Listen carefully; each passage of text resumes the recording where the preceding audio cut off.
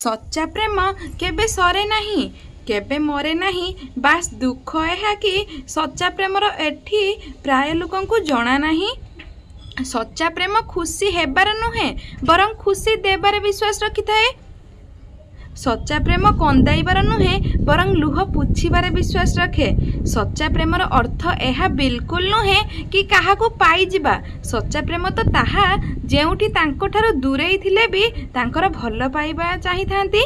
काहाकू अधिकार रे बंधन रे बांधिबाकू केबे सच्चा प्रेम कहा जाएनी, बरं स्वाधीनता देई काहाकू उन्नति करिबा पई प्रोत्साहित करिबा प्रकृत रे सच्चा प्रेम होइथाए।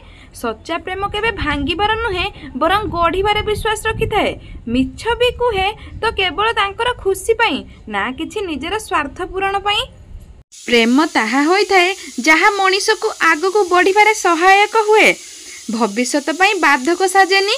जदि आपण भी प्रेम करूछंती तेबे एई भूल केबे करंतु नाही।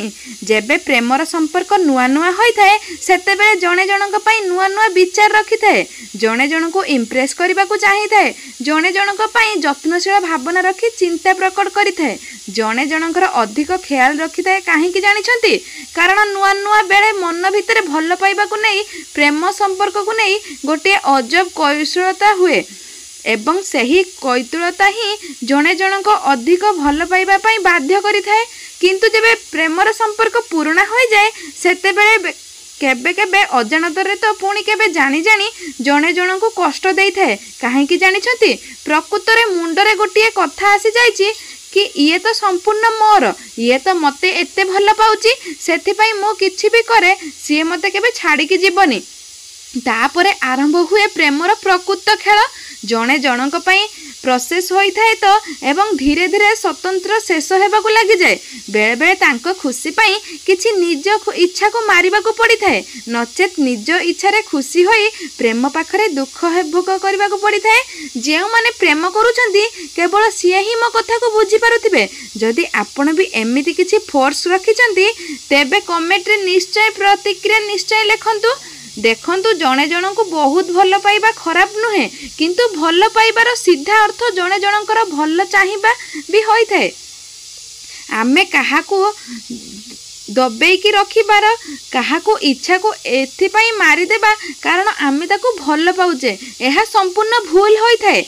समस्तंको निजस्व इच्छा रहिछि। हाँ, जदि सी भूल बाटरे अछंती तेबे तांको तमे बुझेइबा पई चेष्टा कर, बा सेही बाटरे न जिबा पई तांको फोर्स करिबा किछि भी भूल नुहे, किंतु तांको सबुथिरे अकस करिबा निहाती भूल होई थाए।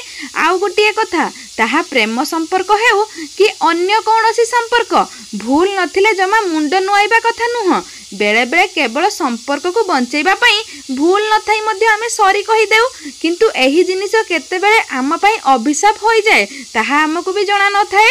सामना मनीष को आमे एहा फील कराउ कि आमे तांको ऊपर मुंड रखुचु, तांको हराइबा को डरुचु, सेतेबेले सामना लोक एहार यथेष्ट फायदा उठाई थाए। एमिति भी हुए कि सीए आउ कहा ऊपर रखिथिबे राग, किंतु जानी सुनी आपणको ऊपर सब राग सारिबे। जानी जानी आपण को बिना दोष रे दोषी करिवे, पुणी बेले बेले छोट छोट भूल पाई बहुत बड़ बड़ कथा कही कष्ट देवे। एसब गोटे भल संपर्क को भांगिबा पाई विष परी काम करि थाए। एहा केवल संपर्कर कथा नुहे बरं आपणकर आत्मसम्मान रे भी कथा होई थाए। आ मु पूर्वरु मध्य कहिछि आत्मसम्मान ठारू बड़ आउ किछि नाही, कारण जेउटी आत्मसम्मान छोट हेबो सेठारे सामना लोकर मिछ आत्मगर्वी बड़ होई जिवो। आत्मगर्वी बहुत बड़ बड़ कथा कही थाए, निजको आपणक ठारू बड़ महान बोली मिछ परिचय देई थाए। जेतेबेले केही एपरी करिबो कि मते तुम ठारू आहुरी भल मिली थांते, सेतेबेले जानि जिवो कि एबे तांको प्रेम कथा नुहे बरं तांकर मिछ आत्मगर्वी कथा कहूची। एवं एपरी मनीषंको प्रेम रे केबे विश्वास करबा उचित नुह। होई पारे नुआ नुआ संपर्क बेले जीवन देबा भली बड़ बड़ कथा कहिबे, किंतु संपर्क थरे पुराना होई गले से निज निजर असल परिचय देखाई देबे। शेषरे गोटिए कथा कहिबे, प्रेमर संपर्क केवल काल्पनिक दृश्य कि जणे जनक ठारू प्रेम पाइबार आशा उपरे डिपेंड करे नाही। प्रेमर संपर्क एही वास्तविक दुनिया रे घटी थाए, सेथिपई सेथिरे अधिक आशा रखिबा उचित नुह। आडजस्टमेंट सेतिकी करंतु जेतिकी प्रेम बंचिकी रहिबो। एते नुहे कि प्रेम बंचाइबा चक्कर रे आपण निज भितरु मरी जाइथिबे। आउ आडजस्टमेंट उभय पटु हेबा दरकार, जनक पटु नुहे। जदि जने केवल आपण को सहीबार बाध्य करुचे तेबे सी आपण को सरलतार फायदा उठाउचे। आज नहेले भी काली आपण को बुझिबे, किंतु सेते बेल को अधिक कष्ट हो जाइथिबो। मने रखंतु कौनसी भी निबिड़ संपर्क होइथाउ ताकू बंचेबा पई उभय पटु freedom, respect, caring, feeling, loyalty एवं इक्वालिटी एसबु रहिबा निहाती दरकार एवं उभय पटु समान भाबरे भल पाइबा रहिबा दरकार। सेथि पई बिना भूल रे कदाबी मुंड नुआइबा उचित नुह। भल कर्म ताहा नुहे जहार परिणाम भी भल हेबो। भल कर्म ताहा अटे जहार उद्देश्य खराब नुह। जहाँकर हृदय तांको चेहरा ठारू अधिक सुंदर होता है से ही प्रकृत में सुंदर जीवन साथी होता है। जीवन रे समस्त को पसंद कर किंतु हृदय रु तांको स्थान दियो। किछि मनीष हृदय पत्थर परी होता है, तांको केते भी भल पाओ से माने तुम पई केबे भी बदलिबेनी। सच्चा प्रेम करुथिबा मनीष केबे भी बिना कारण रे आपनकु भूल बुझिबेनी किंबा आपनकु छाड़ी जिबार धमक मध्य देबेनी। जीवन रे टंका सह व्यवहार मध्य रोजगार करिथाए।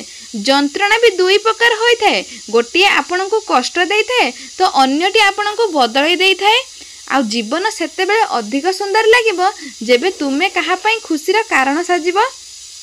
मनीष मिछटारे गर्व करी रही जाए, एक कथा भूली जाए कि आज सिना माटी ऊपर अच्छी काली माटी तले कौटी हजि जीव। जणे अपेक्षा करी रही थाए आउ जनकु किछि फरक भी पड़ी न थाए। समस्या तो समस्त जीवन रे थाए किंतु मनीष स्वार्थपर जी निज समस्या को सबठारु बड़ बोली मानि थाए। तुमे केते भल अछ ताहा अन्य को जणैबा दरकार नहीं, बास कर्म करी चलो भगवान को ऊपर विश्वास रख। दर्शक बंधु भिडियोटी आज एतिकी। भिडियोटी केमिति लागला कमेंट करिया पई जमाई भूलिबेनी। रहुची नमस्कार, जय जगन्नाथ।